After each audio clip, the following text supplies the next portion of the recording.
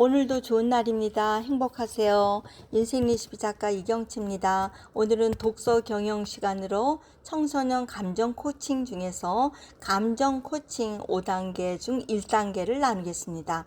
감정을 포착하며 행동보다 감정을 먼저 읽어라 합니다. 어른들이 흔히 하는 실수는 아이들의 마음속에 있는 감정을 포착하지 못하고 눈에 보이는 행동에 초점을 맞추어 행동을 먼저 지적하는 것입니다. 아이가 삐딱하게 앉아 있으면 똑바로 앉아 하고 또 행동을 수정해 주려고 합니다.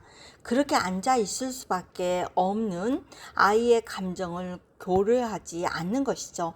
그러면 아이는 더 격한 감정을 보일 수밖에 없습니다. 그러니 아이와 부모와 교사의 관계가 삐떡거리고 멀어질 수 있습니다. 감정에는 어떤 것들이 있는가? 감정은 여러 가지 있지만 인류에게 보편적으로 얼굴에 나타나는 7가지 감정이 있다는 것입니다. 찰스 다인이 발견한 그 감정들은 기쁨, 슬픔, 놀람, 분노, 경멸, 혐오입니다. 찰스 다인의 연구를 발전시킨 사람이 폴 에크만 박사입니다.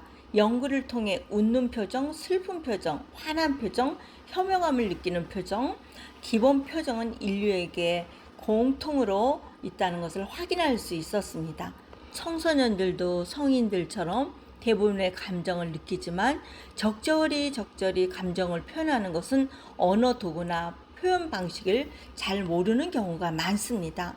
감정을 포착하는 방법 이처럼 감정 표현에 아이들 위해서 어른이 먼저 감정을 포착해야 합니다. 자녀나 학생들의 감정을 포착하려면 다양한 표정을 읽는 연습을 하고 아이에게 직접 물어보는 방법이 있습니다. 감정을 포착하는 연습으로 자녀나 학생이 느껴봤을 만한 감정을 상상해보는 연습을 하는 것도 좋습니다. 특정 상황에서 아이가 어떤 감정을 느꼈는지 상상해 보는 것입니다. 행복한 소통 감정 코칭 5단계 중 2단계입니다. 강한 감정을 표현할수록 좋은 기회다 했습니다. No pains, no gain. 고통 없이는 얻는 것도 없다. 우리는 매 순간 행동을 보고 판단합니다. 문제는 객관적 사실만을 갖고 판단하는 게 아니고 주관적 해석이 동반된다는 사실입니다. 그리고 무의식적인 초감정도 영향을 미칩니다.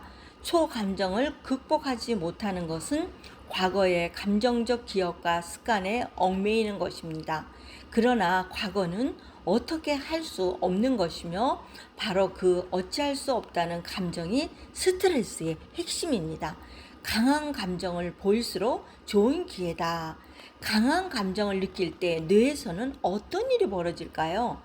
감정적인 정보 중에서 공포나 불안, 고통에 관련된 정보는 전두엽을 거치지 않고 편도체에서 바로 감지하고 반응을 합니다. 그리고 편도체 바로 옆에 있는 해마라는 부위에서 그 감정적 기억을 관리하고 다음에 비슷한 정보가 입력되면 빠르게 자동적으로 반응을 하게 됩니다. 이때 감정 코칭을 해주면 감정을 좀 더 천천히 이해하고 처리하는 전두엽을 가동시킬 수 있습니다. 여기서 가장 중요한 것은 안정감을 느끼게 하는 것입니다. 자신의 감정은 존중받고 이해받는다고 느끼면은 안심이 되면서 좀 더 여유롭게 생각하고 판단하면서 바람직한 대안을 생각할 수 있게 됩니다. 강한 감정을 보일수록 부드럽게 반응하라. 안정감을 느끼게 하려면 어른이 부드럽고 침착하게 반응해야 합니다. 말은 천천히 부드럽게 하는 것이 첫 번째 요령입니다. 검사가 아닌 변호사의 역할을 하라. 하임 키너스 박사는 아이에게 감정을 읽어주려면 검사보다는 변호사 역할을 해야 한다고 합니다.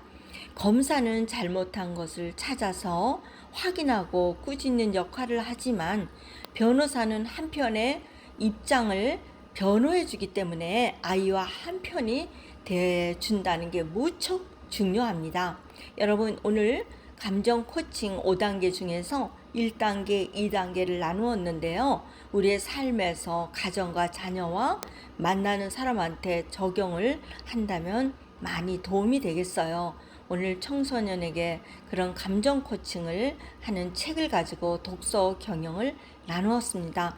오늘 감정을 조절할 수 있는 풍성한 하루가 되기를 함께 응원합니다. 이경채 작가였습니다. 샬롬.